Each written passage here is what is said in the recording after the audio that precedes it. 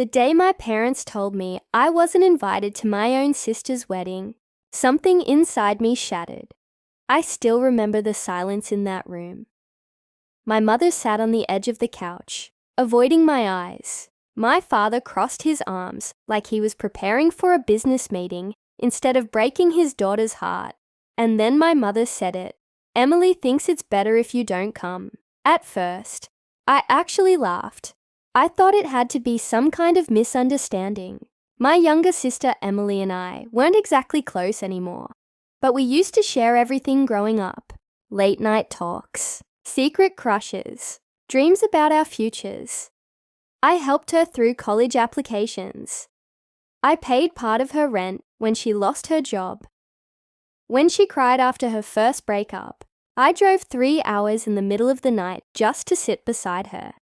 So hearing that I wasn't welcome at her wedding didn't feel real. What did I do? I asked quietly. My father sighed heavily. You always make things complicated. Complicated. That word followed me my whole life. I was the daughter who worked too much. The daughter who asked questions. The daughter who noticed things everyone else pretended not to see. But Emily was perfect, at least in my parents' eyes. Golden child, future wife, family pride, and me? I was just the backup plan whenever life became expensive.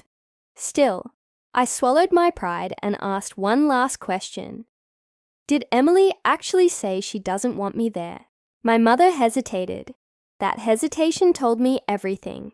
But she nodded anyway. She wants peace on her special day. Peace as if my existence was some kind of threat. I left there, house feeling numb. Outside, rain poured so hard it blurred the streetlights. I sat in my car, gripping the steering wheel, while memories kept replaying in my head. Every birthday, where Emily got the bigger gift. Every family dinner, where my achievements were ignored. Every moment I convinced myself that if I worked harder, loved harder, maybe one day I'd finally feel chosen. But what I didn't know that night was that my parents weren't just hiding hurtful feelings from me. They were hiding a disaster. 3 days later, my phone rang at 6:14 in the morning. My mother was crying so hard I could barely understand her. Please, she whispered. We need your help. And suddenly, the daughter who ruined everything became the only person who could save them. At first, I ignored the calls, not just from my mother, but from everyone. My father, Emily. Even relatives who hadn't spoken to me in years suddenly remembered I existed. I sat in my apartment staring at my buzzing phone while anger and heartbreak twisted together inside me. 3 days earlier, I was too embarrassing for wedding photos. Now they couldn't stop calling. Finally, I answered. My father spoke immediately, his voice tense. There's been a problem with the wedding venue. I stayed silent. The payment didn't go through. He continued. There's an outstanding balance. How much? Another pause. $38,000. I almost dropped the phone. How does a wedding suddenly become $38,000 short? My father's tone sharpened. This isn't the time for judgment. I laughed bitterly. No, apparently that time was 3 days ago, when you banned me from the wedding. He ignored that completely. We just need temporary help. You're doing well financially. That part was true. While my family spent years treating me like an outsider, I quietly built my own business from nothing. I worked exhausting hours, missed vacations, slept beside my laptop some nights. No one celebrated my success, but everyone noticed my bank account. That's when I realized something painful. They never pushed me away because I was difficult.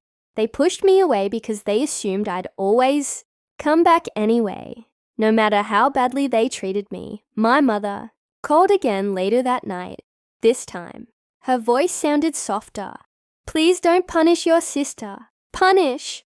That word hit me deeply, because somehow, protecting my peace had become cruelty in their eyes.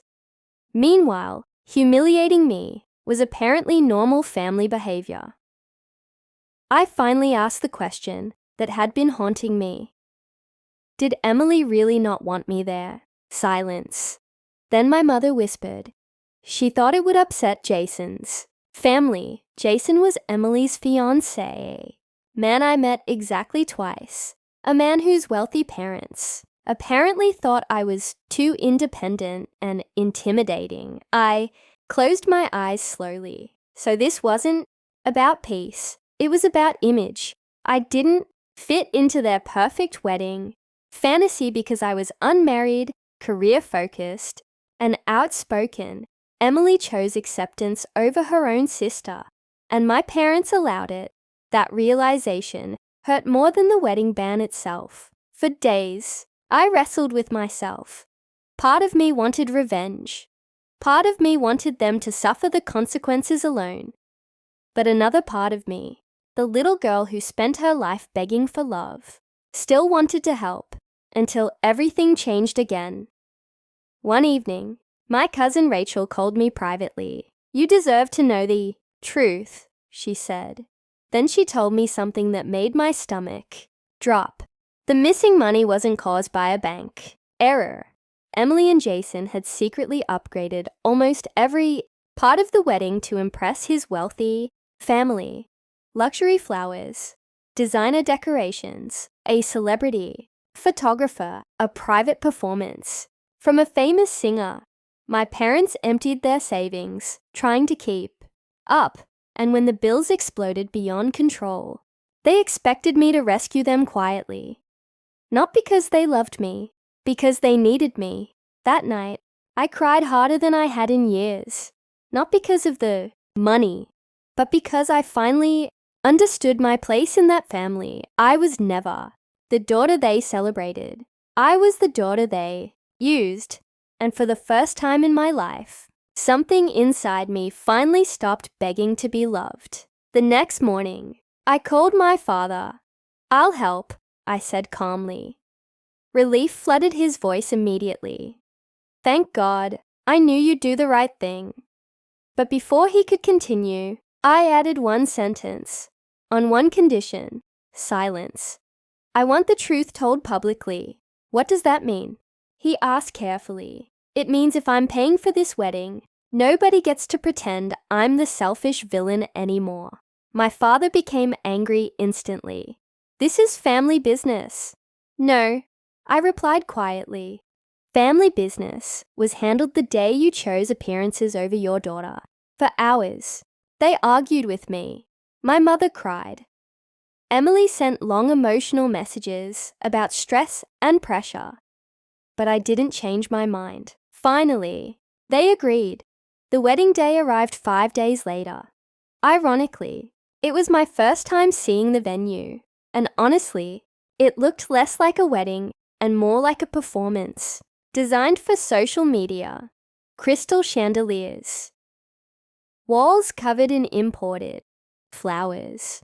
People taking photos of things they probably couldn't afford themselves. I stood quietly near the back while guests whispered in confusion about why I suddenly appeared after supposedly being uninvited. Then came the speeches. My father walked to the microphone first. His hand shook slightly, and for the first time in my entire life, he told the truth. He admitted they hurt me. He admitted they excluded me unfairly, and then he revealed that without my financial help, the wedding wouldn't have happened at all. The room went completely silent. I saw Jason's parents exchange uncomfortable looks. I saw Emily staring down at the floor, but strangely, I didn't feel victorious. I just felt free. For once, I wasn't invisible anymore. Later that night, Emily approached me privately, tears running down her face. "I'm sorry," she whispered.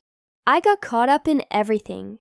I looked at her for a long moment, and honestly, part of me believed she meant it, but another part knew some damage never fully disappears. "You didn't just exclude me from a wedding," I said softly. "You showed me exactly where I stand." She cried harder after that, but I didn't yell. I didn't insult her, because real revenge isn't always destruction. Sometimes it's clarity. After the wedding, I slowly distanced myself from my family, not out of hatred, out of self-respect, and something unexpected happened. My life became peaceful. No more begging for approval. No more shrinking myself to fit inside someone else's version of love. Months later, my mother called me again, but this time she didn't ask for money. She simply said, "We should have been proud of you all along." And for the first time, I believed she finally understood what they lost. Because sometimes the deepest betrayal doesn't come from strangers. It comes from the people who were supposed to protect your heart. And sometimes the strongest thing a daughter can do is stop fighting to be chosen by people who never truly saw her worth in the first place.